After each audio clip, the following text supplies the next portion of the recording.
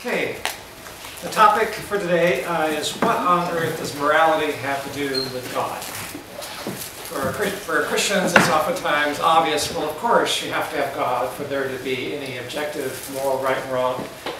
And for atheists, there's the equal response, well, obviously, people don't have to have belief in God to be ethical, moral people. So that's the topic I'm going to be looking at today. I want to start off by saying that a person can be kind, caring, basically honest, and trustworthy without believing in God. A person doesn't have to believe in God to be motivated to be kind, caring, basically honest, etc. Part of the motivation for this is that if you're not a kind, caring, basically honest person, you won't be as happy. You won't have friends, people won't treat you as well, so there's good reasons from self-interest to be a basically kind, caring person. There is significant overlap of shared values across cultures and across religious traditions. So if you look at religious traditions in different cultures, there are significant differences, but at the same time there's overlap.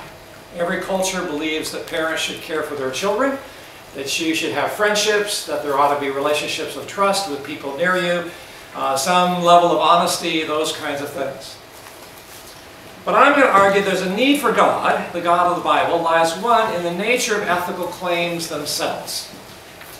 So I'm going to ask, what's the nature of ethical claims? I'm going to argue that if you're a naturalist and you believe the physical world is all that exists, then you really don't have a foundation for what actually is implied by the very meaning of an ethical claim. Second, the importance of having warranted beliefs in ethics. One might say, okay, suppose ethical relativism is true. We can still be kind, caring people, and we can still embrace the values which we embrace. Does it make that big a difference? And I'll argue that yes, it does make a big difference, and that we ought to hope that moral relativism is not true. Third, the knowledge and preservation of foundational ethical principles. So if God does exist, I would maintain that we have some way of actually being able to believe, not prove, but believe that there are objective right and wrong, and that's grounded in God and in God's care for us. I'll argue that God is the ideal observer. God knows what is best for all of us, and there's the possibility of having objective truth when it comes to ethical principles. And we particularly need that for our foundational ethical principles. Christians will disagree about specific moral issues, but they agree on the foundational principles, and the challenge for the naturalist is even to give a foundation for the basic principles. Then there's the question of motivation to live by those principles. When it becomes costly to live by those principles, why should I? Obviously, people are motivated by religion. The 9/11 attacks illustrate that people will do things out of religious motivation they would not do otherwise. Also, when you look at the great things people have done throughout history for humanity, at great sacrifice themselves, that also is motivated by religious belief. So there's the motivation that lies behind it, and we need to have people who be motivated to be ethical. I want to start off by talking about the nature of ethics and start off by the moral ought. Ludwig Wittgenstein, British philosopher, in a lecture he gave, which is now called Lecture on Ethics, said there's two uses of the word ought in English, in Swedish too, I'm sure. The conditional use, for example, you ought to practice the piano if you want to play well. If you don't want to play well, then there's no ought that you ought to practice, unless it's your parents maybe telling you that. You ought to be polite to the border patrol if you want to get through without problems. But suppose you're a strange person and you don't care if you have problems and you like being impolite, okay, then it's not the case that you ought to be polite. It's a conditional ought. But the moral use is one where one ought not to commit suicide, one ought not to commit infanticide, for instance, that may be an example. And it's unconditional. It doesn't care whether or not you want your child, doesn't care what you think, it doesn't matter what your culture may think. It's unconditional, so it doesn't depend on any aims or ends or values you might have. When you make a moral claim using ought, you say you ought to do this, and it doesn't matter whether you agree or not.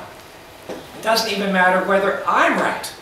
Because after all, when I change a moral position myself, I don't say the morality has changed, but rather I was mistaken. So the moral use of ought is unconditional. Wittgenstein actually thought the moral use of ought is meaningless. There really is no meaning to it, but at the same time he said that it's deeply significant for us as human beings. So he doesn't suggest we get rid of the moral use of ought, but he says when we try to understand what it means, it actually is meaningless. I want to look at for a moment now the problem that naturalism has with the foundation of ethics. And naturalism is the view that the physical world is all that's real. The only reality to values lies in what people value. The physical world is all that's real. There aren't values out there. They're not values intrinsic in anything. It's not as though a human being has flesh and blood and value. Rather, values are always things which people value. So the only reality to value is what people in fact value. Despite significant shared values, people differ on the underlying principles concerning how people ought to live. Not just secondary principles, but on fundamental principles they disagree. And that seems to lead to the conclusion that there is no right or wrong, independent of what any individuals or groups may think. There's no unconditional moral ought. Now, to say that there is objective right and wrong is to say that right and wrong is independent of what you may think, what I may think, what any individual group may think. But the nature, meaning of an ethical claim, by the nature or meaning of an ethical claim, the speaker must believe that the moral obligation holds for everyone, not just for those cultures that already embrace the claim. For example, if someone says infanticide is wrong, and the person is making a moral claim, if this is a moral claim, it cannot be viewed by the speaker as holding only in cultures that already agree. So you can't say infanticide is morally wrong, but only within our culture. In other cultures, it's morally okay.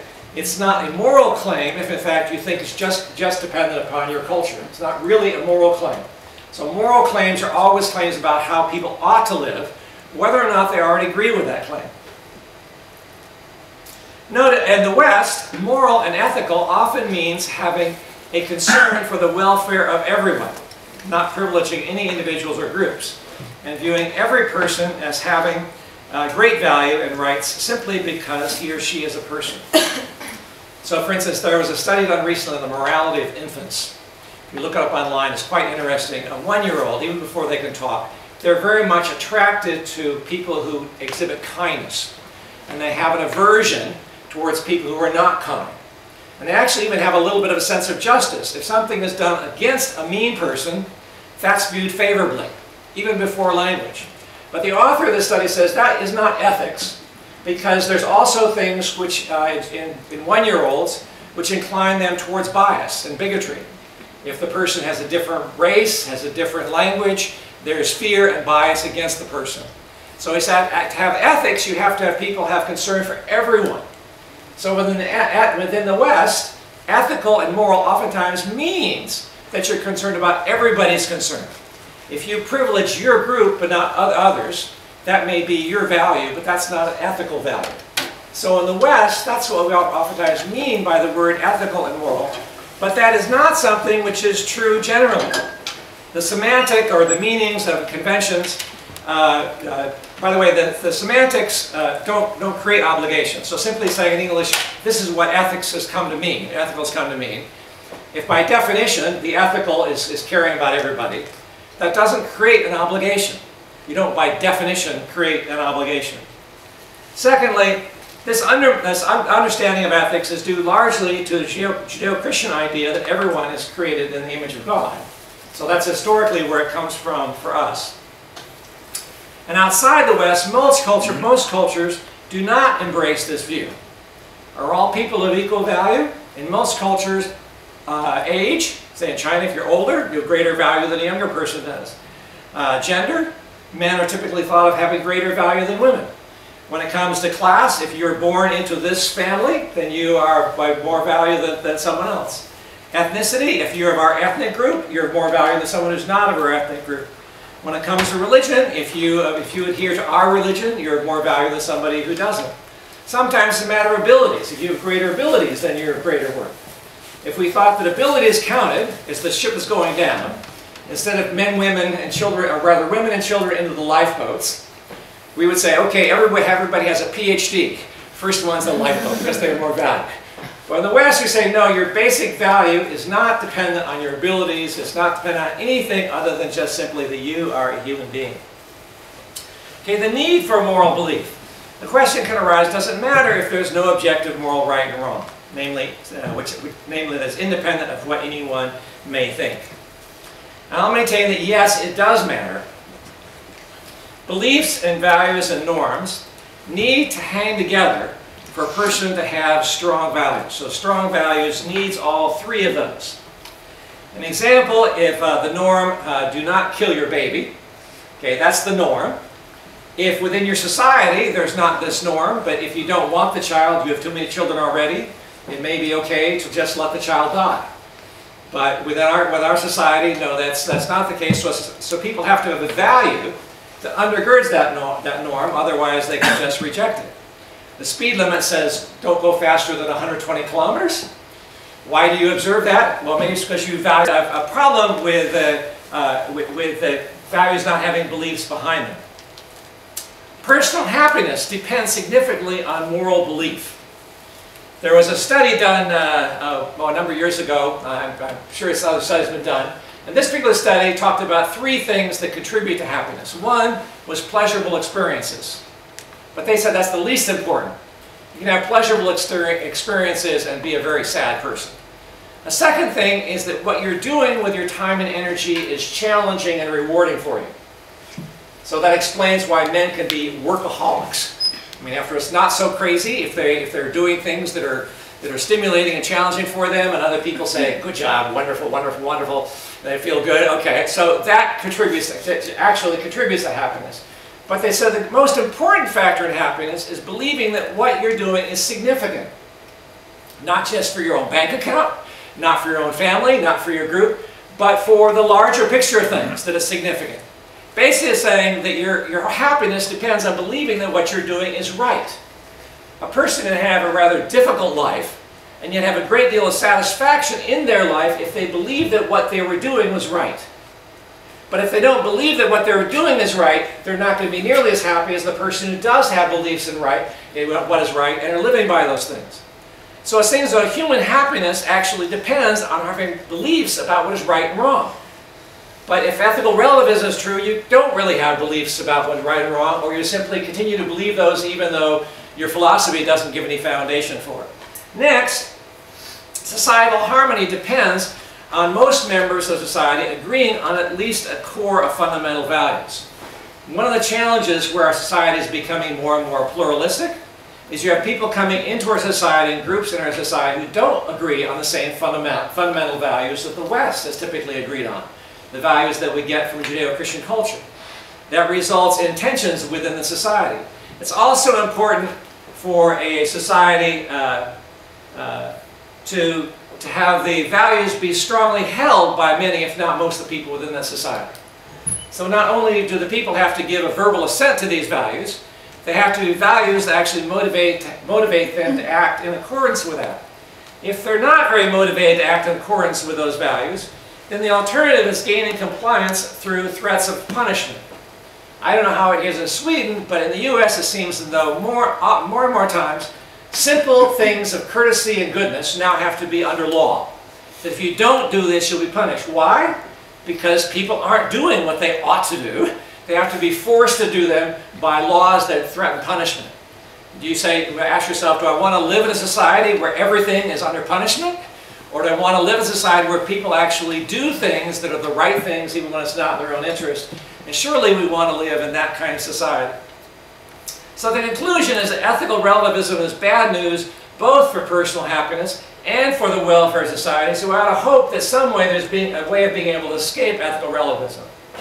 And despite what I said about naturalism, there are not a lot of naturalists who believe in objective right and wrong. There was a debate yesterday, part of the Skeptics Week, within which the atheist believes in objective right and wrong. But he has no justification for it. He just says, I believe it's true, which is not a very satisfying position, I don't think. The last two positions are the knowledge and preservation of foundational ethical principles and the motivation to live by those principles. For the sake of time, rather than go through all the slides, I'll simply describe what I mean by those two things, and then we'll open it up to questions.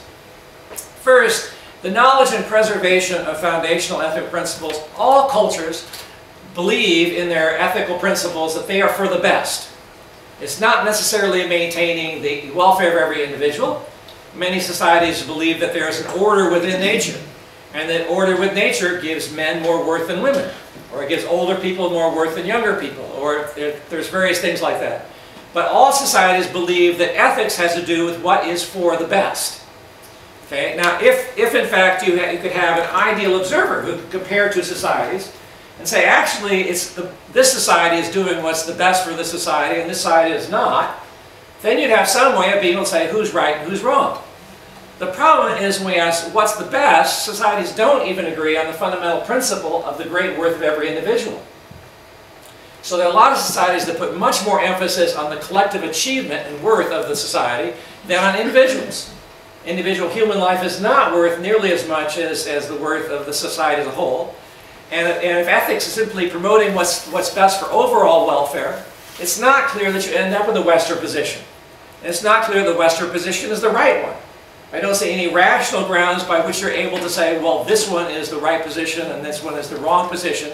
If, however, you would have an ideal observer, you might say, actually, if people could live in both of these societies and thoroughly understand what it's like to live in both of these societies, then they would be say, actually, this is society which is better. So the ideal observer gives you a way of being able to decide which society is actually better than the other. Unfortunately, if you don't believe in God, there is no ideal observer. And when it comes to the question, why should I believe that my balance of individual welfare over social welfare is the right one, there's no way, I think, of reasonably being able to say, I'm right and you're wrong. Which means you don't really have a belief in it. You may still choose to believe in it, but there's no foundation for it. Whereas if God exists, and if God really cares about the welfare not only of human beings, but of all of creation, and knows what's best for human society, what's best for human individuals, then we can actually have the possibility of knowledge about what is right and wrong. It's objective in the sense that God knows what's in our welfare, and we don't. In addition to the possibility of knowledge for right and wrong, there's also the preservation of foundational principles. Right now, in the West, we live on Judeo-Christian principles. People oftentimes assume that, well, of course, every reasonable person will continue to embrace those values. And I think there's an attractiveness to those values. So you do get people in almost every culture who recognize the golden rule. Do unto others as you would have them do unto you. But at the same time, that's not true in the ethics of those cultures, and will that ethic maintain itself here? So for instance, when children are born and they have major handicaps and it's going to cost millions of dollars for society to care for this individual, and we don't believe that there's any intrinsic value in a human being, why is it that we should maintain this Judeo-Christian value and say we spend all this money? I mean, after all, wouldn't society as a whole be much happier? And why is it this newborn, this baby who has all these problems, why is it they have this huge right that society has to spend all this money on them? What society should do is just say, okay, it's too bad this child has this problem, and we'll grieve with the parents, and we'll do ceremonies, and we'll end the child's life. That seems like a very reasonable position. If you don't believe in God, and we just want to maximize overall happiness. So the values that we have will be undercut by that. And the values that you have, well, why should people actually care about the welfare of everyone? When it comes to considerable costs, if you don't have the belief, again, that tends to be undercut. So the motivation in the end for believing it, if you're a Christian and you have a relationship with God, and you love that, and you love the values of the Christian community, not only am I attracted to that, but I believe in a God who stands behind it, and I believe in a God who is able to give me the motivation to change. One of the things that I realize as I grow older, and I think most people realize as they grow older, it's very difficult to change. Whatever sort of program you might have for self-improvement, self-change, is probably not going to work a whole lot. If you get married and you think your wife or your husband is going to change in pretty major ways, you're deceiving yourself. The person you marry is likely the person you're going to have to live with. Right? So you need to come to accept that. And even when my wife says, you shouldn't be doing this, I say, you're right, oh, I should change. But then I don't find myself achieving that much change. The greatest change typically takes place when a person realizes they can't change. When they come to the end of their own resources and they trust in God. And there you see significant changes. So I think we really do need God to change us. And I really do think we need God to have our society be the kind of society that, at least in the West, we'd like it to be. Let me open it to questions. Yes? Well, I have so many questions, but I think I'll start with... I mean, I don't really understand, since you say if we don't believe in God, then why should we save children? For example, why should we care for disabled people or disabled children? I mean, I think it already proves that that's not correct. I mean, in Sweden we have a lot of people who don't believe in God, who still believes that you should protect these people. So why? So I mean, it's not even true that you have to believe in God. Yeah, it's the question of how far can teaching values without underlying beliefs to support the value, how far can that go? So in the West, we value every human life. And we put a great deal of money into that, and people support that. And what do you mean by the West? Yeah, and by the West, I mean cultures which are influenced by the Judeo-Christian tradition. If you go outside of that... Which is also Islam, I guess. No, in Islam... Because Judeo-Christian tradition is also Islam, right? No, Islam is very, very different when it comes to ethics. I don't want to get into that, but the way in which Islam views ethics is quite different. So, for instance, Christian tells you to love your enemies. Nothing in Islam tells you to love your enemies. Right? In Islam, if someone does something bad against you, in Islam it says it's good if you respond with evil done to you, if you respond with good. But you're perfectly entitled to retaliate. So retaliation is the norm within Islam. Whereas within the Christian faith, if somebody does something against you, you are supposed to respond with good. It's a command to respond with good. So there are quite major differences between different religious traditions. There are admirable things in Buddhism, and there are admirable things in these other traditions. But when we look at what constitutes what I call secular Western ethics, it really is much, much closer to Judeo-Christian ethics than to any other religious ethics around the world. So does Judaism also believe that you should love your enemy? Judaism, I mean, the statement, God created us in our own image. Male and female, He created us. So right in Genesis 1 is that there's an equality of men and women before God. Okay, and even when it comes to the Old Testament, even though it allowed for slavery, it nonetheless gave protections against slaves. So remember, you were slaves in Egypt. And don't be like that. And don't treat the slaves, the people that are under you, the way you were treated. So there's this notion that even the foreigner who's in your midst needs to be treated with hospitality and dignity, even though this foreigner is not a Jew. The parable of the Good Samaritan, the hero is the person who's not a Jew. It's not the Christian it's not the Jew who is the hero, but the one who is despised by most Jews is the hero. So within both Judaism and within Islam, there's this notion that we're all created with dignity before God. Yeah, so how far can these values take us? I think within the West, it'll take us for quite a while. I mean, after all, we have a very strong Judeo-Christian heritage within which the value of every life is important. And I think the changes will take place on the edges. Okay, so you also talk about the equality between men and women, and that the Judeo-Christian and like believing in God supports that. But throughout the history, religious people also, like in Judaism that I know and in Christianity has taken the role to defend men's power over women. Choose not to follow God, and there is the command to completely destroy the people in the land that are there. Christians view that as being due to the particular role that God was giving to the people of Israel, that they were to be a people who could live in a pure way, God's way, and be a light to the rest of the nations. They actually didn't wipe out, didn't kill all the people that were there.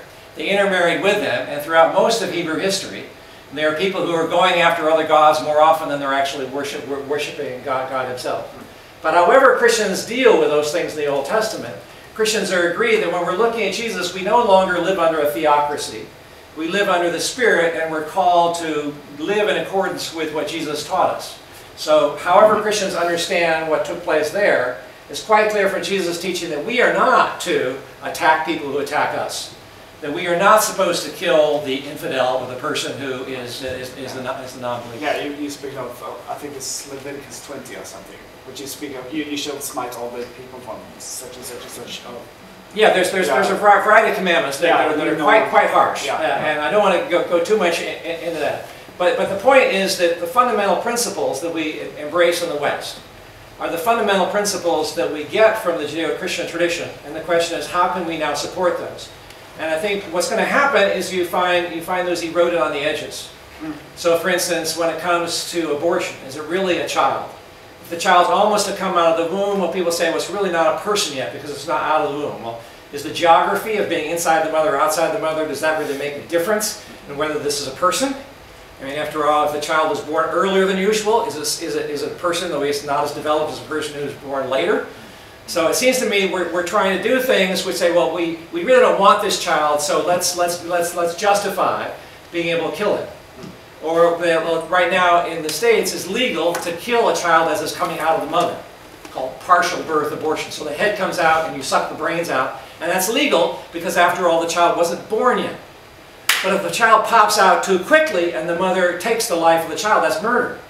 So we have these conflicting laws within which the human life isn't viewed in the same kind of way. And I think on the edges, when it costs a lot, we'll say, okay, well, we feel too bad if we agree with this.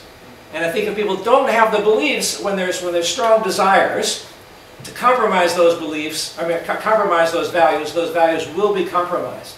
And to think that our values would not be compromised, I think is sort of wishful thinking, that somehow the values that we have right now will just remain strong without the beliefs underneath them. But actually, in general, values need beliefs underneath them to support. So for instance, suppose a boy grows up in a Christian family where the Christian parents say, do not have sex until you get married.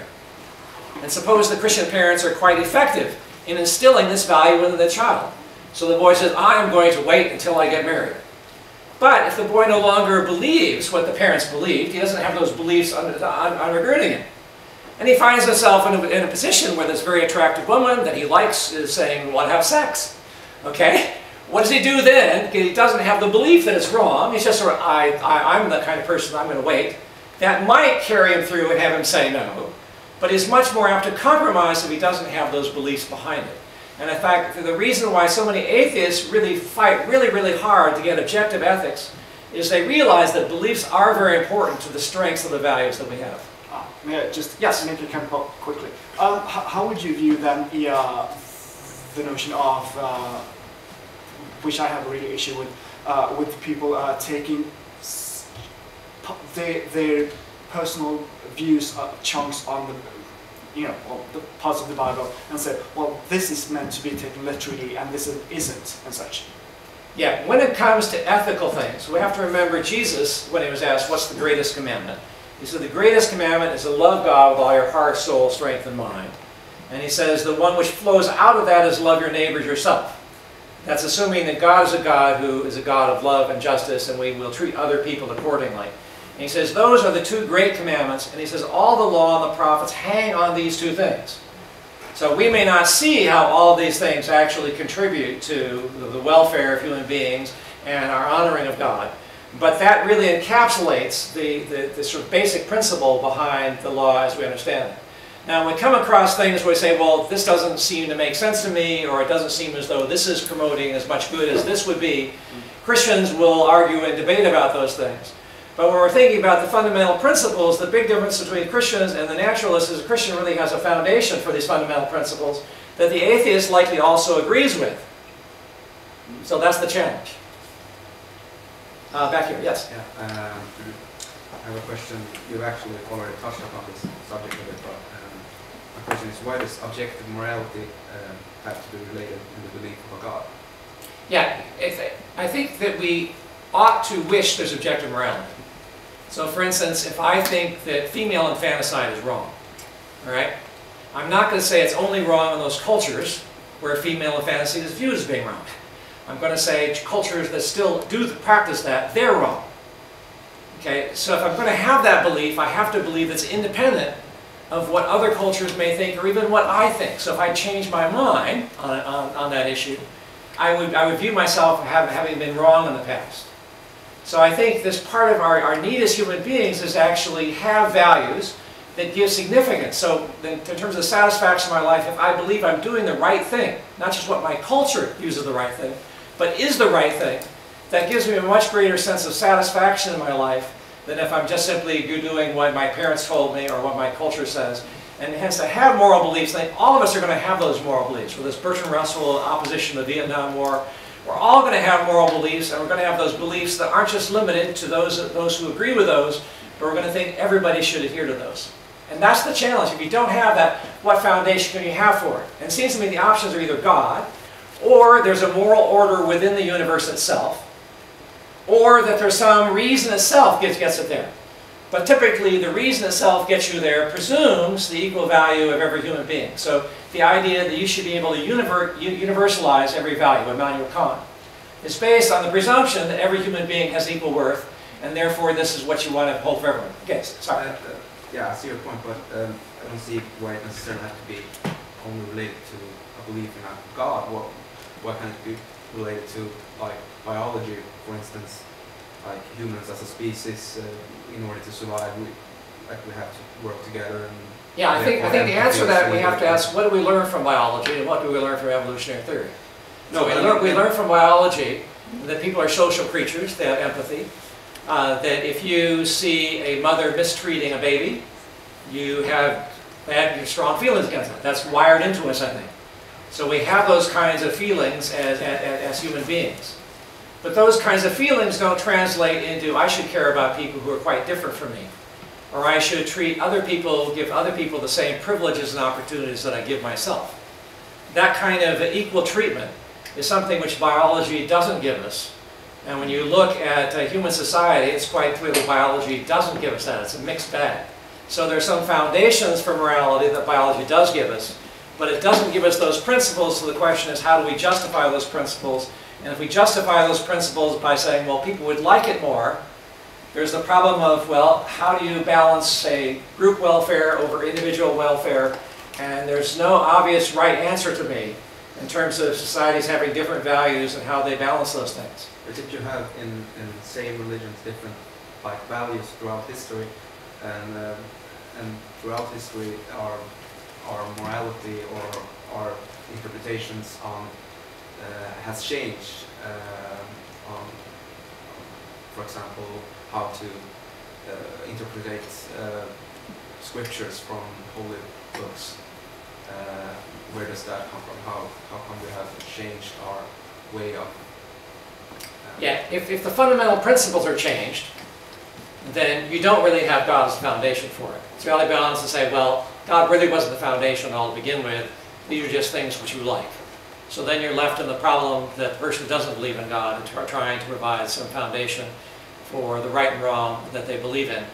And the problem with that is that human happiness actually does seem to depend upon it. There is a person I debated 2 weeks ago in Trondheim, who was a British philosopher. And it wasn't in that debate, but a debate I saw on YouTube. He's an atheist, but he believes in objective right and wrong. He says he has no clue as to how it is that you're able to get, but he thinks that you actually, objective right and wrong somehow is consistent with his atheist, naturalist way of looking at the world. And then he added, even if it can be demonstrated that there is no objective right and wrong, it may be that people simply will not accept that. That it's too important for us as human beings to believe in objective right and wrong, that we may simply refuse to accept it, and his hanging on to it is that it's too valuable for him to be willing to reject it. So I think, if we're honest, actually having moral beliefs is something that we ought to hold on to if we care about our own happiness. But at the same time, if we hold on to those, how do we actually maintain those beliefs? Because it does require the beliefs. If we don't believe there's something within nature that supports it, biology doesn't support it, how do we give a foundation for it? And it doesn't mean the society's going to fall apart, but I think society can move in the direction of becoming more motivated by self-interest and by society having to impose penalties to get people to do things when it's not in their own self-interest. Okay, so I have two things. For example, I mean, being Christian, there are a million ways to interpret the Bible. For example, there are Christians who don't believe that in gay love, in homosexuality, that it's wrong. But there are Christians, especially in Sweden, who believe that in the Bible, like you said, if you really interpret what Jesus says I mean, all love is great, and you should just like praise love. So that means that there are homosexual priests, for example, and that homosexuality is right. So how do you explain that? And doesn't that? I mean, you say without the Bible there is so much confusion. You don't know. You don't have anything that is right and wrong, and you have the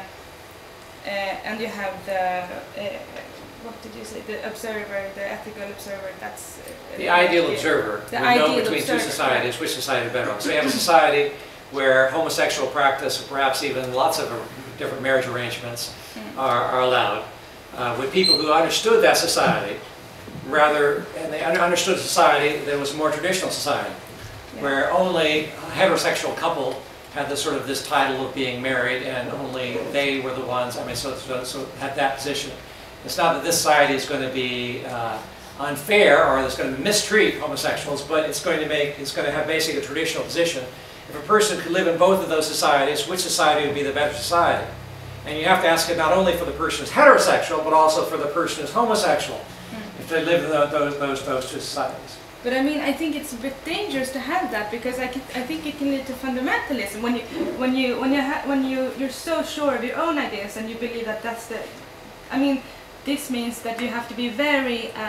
You can't be very open-minded to others. Yeah, if by fundamentalism you mean where you actually do violence against people who disagree with you, I would say that's not what. Which Christianity has done like so many times throughout history. Yeah, it has, but it's interesting. I was reading a book on church history when I was talking about the first Crusades, when the first Crusaders went down to liberate Jerusalem. And the popes said, blessing upon you if you kill a Muslim. All right? But the historian said there's the first time he knew of in church history where any church leader ever said that God would bless you for killing a non-believer. All right? That just shows how contrary to the teaching of Jesus that is. So yes, in fact, Christians can do horrible things. But again, it's not the Christians, from a religious belief, you do horrible things. You have to go back to the foundational principles. And when it comes to the question of homosexuality, if a Christian ignores the foundational principles and starts abusing homosexuals, Jesus says, love your enemy. Even people you disagree with, you need to love them and care for them. So whether or not you say what they're doing is morally wrong, you still have an obligation to love and care for them as a Christian. And oftentimes Christians haven't done that. Oftentimes they've abused homosexuals, and I think that's absolutely wrong. Are you saying that homosexuals are enemies? Yeah, if they say there are enemies, I mean, Christ even tells you love your enemies, but typically they're not your enemies. I mean, there are some homosexuals who would be attacking, but I mean, homosexuals are not my enemies. They're not enemies of Christians. Any more than a person who is an atheist. In one sense, an atheist can be said to be an enemy of a Christian. But Christians are called to love the person who actually hates them. So when it comes to the practical consequences, that's very different than the question of what does one do with the moral issue of homosexuality. Actually, I wish I had to give a whole separate talk on that, because it's a difficult one for Christians. And there are Christians, you're right, fall on both sides. I, for myself, think that Scripture is pretty clear on saying the homosexual practice ought not to be engaged in. And in the lecture I gave, I showed how I wrestle with that. But that's something I come to and can accept because of a broader understanding I have of sexuality and general trust I have of God's rules. But at the same time, I grant the person looking at the outside, so this doesn't look very good to me. And I can say, okay, if it doesn't look very good to you, if you become a Christian, you might be one of those who says, well, I still don't agree with that. I think if you follow what Scripture says, I think it actually does say things about that. But again, that's something that comes to within Christian discussion themselves as to what to do with some of these things where Scripture seems to be quite clear and it doesn't fit. I mean, the whole question of whether you can ever have sex before you get married, I think Scripture is pretty clear about that. But Christians have debates about that. Yes? So you would say all love is equal, right? You would say. I would say all people have this sort of what's called baseline value before God, and they're great value before God. So even in Ezekiel, I mean, I do believe that God will judge. Ezekiel twice says God does not delight in the death of the wicked, even though God is the one who ultimately is bringing about the death of the wicked. Yeah, Peter, I think you misunderstood his Okay. Did I misunderstand? I mean, by love, I mean that if I'm a man and I love a man, can I still be a Christian? No, who thinks doesn't. Yeah, if That's one. yeah. What do you take on that? What would you say? Would you say yes or no? Is that a yes or no question? My answer to that is yes, you can still be a Christian, just like if I'm a proud person, can I still be a Christian? I mean, Jesus actually says stronger things against pride, and there's stronger things said about pride and arrogance than there is about homosexuality. Can a person genuinely be a Christian and be a proud, arrogant person? Well, obviously they can, but they're behaving in ways which are contrary to what Scripture teaches. And when people start taking, sexual norms as being that is huge, huge, huge, and rather than other things, which in the Bible are just as huge, any kind of idolatry, where you put something up on the same par with God, whether it's your own fame or your reputation, that is at least as bad as whatever sort of sexual sins one might engage in. Yes? But do I understand you correctly when you're comparing homosexuality with arrogance and enemies? He was saying that can you be a Christian Yes, and be homosexual? And I say, yes, you can. Can you be an active homosexual? Yes, you can. Should you be an active homosexual and be a Christian? I would maintain that I don't think you should, but can you? Yes, you can. So you are, in fact, comparing it to, like, just the sexuality to arrogance? No, he was saying, can a person be a Christian, genuinely Christian, who embraces homosexuality, views it as being right, and engages in that? Yes, they can. And there are genuine Christians who take exactly that position. I differ with them, but the question was, can a person be a Christian and embrace that? Yes, they can. And my point was that other things where you say, obviously a person can be arrogant and still be a Christian, is that is contrary to what Jesus taught. And I think perhaps more strongly contrary than, say, two homosexuals who really love and care for each other and are involved in a sexual relation. But that's would you be less Christian if you would be a homosexual? Less Christian. Yeah, that's my take on what you're saying. That's what I'm getting from you now. Yeah. I'm not sure if I'm wrong or not, but that's... Yeah, I think you can't, you either are or you aren't. I mean, either you have a relation with God or you don't. You can't be sort of less related to God and more related to God. We either have this relation with God or not. Paul says on the day of judgment there are people who will come before God and a person will say, these are all the things that I did for your glory. And there are people who come before God and basically have nothing to show. Everything they did was worthless, but they come in as if through fire, he says. So I think that is true. But it's not as though they're not as good a Christian, one might say, or not as faithful a Christian as they might be. But then all of us fall far short of the kind of standards that we have in Jesus. Yes? I have another question. Many theologians think that capitalism is originated from Calvinism, Christian Calvinism. And you might have some moral issues with extreme capitalism. What is your thoughts about that? Yeah, it's strange to me how they developed that case, because I know a fair amount about Calvinist theology. And my wife and I were a member of a Calvinist church, Christian Reformed church. And it doesn't seem to me that within that Calvinist tradition there's an obvious implication that one should embrace capitalism. What is true within the Calvinist tradition is there's a strong work ethic. But I think it's more a matter of their culture than it is something about Calvinist theology. I mean, the Bible does say that if you don't work, you shouldn't eat. I mean, yeah, you should actually work so that you provide, and that you provide for yourself when you can provide for other people. So to connect capitalism with Calvinist theology, I just don't see it. Yes? What's your take on, I think it was Plato or Socrates, I don't remember, and I don't remember the lines exactly, but it's something like, is an action good because it's good in its own way, or is it good because God is good? Yeah, okay, actually referring to is something that's called the Euthyphro dilemma.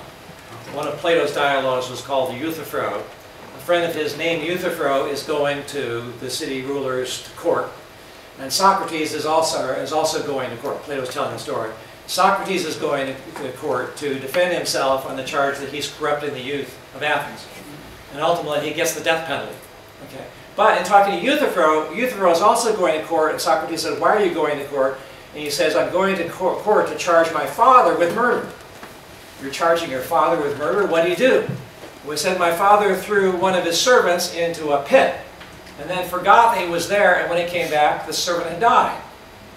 Not a clear case of first-degree murder, but he's now going to the courts to charge his father with murder. And Socrates will ask, well, why is it that you're sure that this is the right thing to do? And he says, well, it's the right thing to do because all the gods would approve of it. Well, how is it that all the gods approve of the right thing? And the question that arises in the youth row is something right because the gods approve it, or do the gods approve it because it's right? And carrying over into the monotheistic tradition is something right because God approves of it, or does God approve it because it's right? And I think the answer to that is say you have to start off with some notion of good, which is not dependent upon your knowledge of God. You have a notion that good means concern for human welfare and concern for people, and then you have to ask, is God good? On the basis of that. And as Christians, you would say God is good. Now you may come to the further conclusion that God is perfectly good. So when Scripture says God's perfectly good, I don't understand all of what that means, but I'm able to affirm that. When I say that God is good because God wills it, I come to believe that actually everything good comes from God. But the definition of good does not depend on what God wills. I think part of what makes something ethical is actually divine command. So when it comes to ethical theory, I think that what distinguishes something which is good, very, very good, from something which is actually ethically obligatory, for me, is because God has voiced an opinion on it, and therefore it has this obligatory status to me. But my answer is, it's a way of getting off the horns of the dilemma. They say, well, either it's good because God wills it, and hence God can will whatever He wants. There's no content to good. Or if it's outside of God, then obviously you don't need God. You get it from some other source. And I think you can get around that dilemma. I'm sorry if I've been too quick in giving my explanation for it. You can talk to me more about it afterwards, and I can try to lay it out. But I think there really is a satisfying answer to that question. Jen? You'd have to be quick on this because of the time, but I think from the back row there, what they're saying about can I be a Christian? Or the people that make it to heaven are the people who are relatively good, and the people who make it into hell, go to hell, are bad. And typically people would say, most of us are relatively good. And there are some of us who really are bad, and they would go to hell. But the good people, the relatively good people, all those people would go to heaven. So it's kind of like a scale. But the problem with this scale image is that actually people have this whole gamut. It's not as though you have the wicked, terrible people over here, and then you have this big gap, and then you got the rest of us normal people. Rather, you've got this continuum of people from the most honorable of human beings to the least honorable of human beings. But what that means, if God judges by a scale, unless everybody makes it into heaven, there will be some people who will come before God, and God will say, oh, you were so close. If you just done a few other good deeds, you would have made it. In fact, remember that book that you borrowed? And then you said you were going to return, and you never returned? If only you returned that book, you would have made it, but you didn't, so to hell with you. You know, people recognize, no, that's not the Christian conception of God. The Christian conception of God is God does not judge on a scale. The Christian conception of God is that God is pure and holy, and not only is He perfectly good, but He's perfectly opposed to all that's evil. God's absolutely opposed to all that's evil, and anything which is evil coming in the presence of God will simply be destroyed. So actually in the Old Testament, whenever people have even sort of this somewhat direct contact with God, their response is terror. Why? Because they recognize that there's evil in their own heart, and they're confronted with a pure and holy God. And to have a relationship with a pure and holy God restored, we somehow have to be able to stand before God as pure and holy, but we're not. So the gospel says that what Jesus actually did was God acted on a way in which justice could be preserved, where the death which we deserve by our own separation from God could be dealt with by a human being, namely Jesus. But at the same time, through Jesus, we could receive the holiness and life that Jesus had. So it's not that Christians are holy, but rather that in relationship with Christ, if we're united with Christ, God views us in the holiness of Christ, and we're cleansed and made pure by what Christ has done. And it's even though we are not free of selfishness ourselves, through our identification with God, relationship with God can be restored. Now that may not make a whole lot of sense to you, but that's basically the Christian gospel. It's not a matter of Christians saying, well, you have to believe in Jesus, you're in, or not. It's not sort of, if you're part of this club, then you make it, or you're not. Yes? But what would be the definition of evil then? Of evil doings? What would be the definition of that? Yeah, definition of evil is anything which is contrary to God and anything which is contrary to the interests of other people. So those two things, love God with all your heart and love your neighbor. So if you would do one thing like that, you would not get into heaven. Yeah, it's not simply a matter of doing one thing different. So when Adam and Eve, the sort of story in Genesis, when they rebelled against God, it's not just that they made one mistake, in sort of the error column, one error over there. But rather what they did was they in fact were setting themselves up as the standard. And that broke the relationship with God.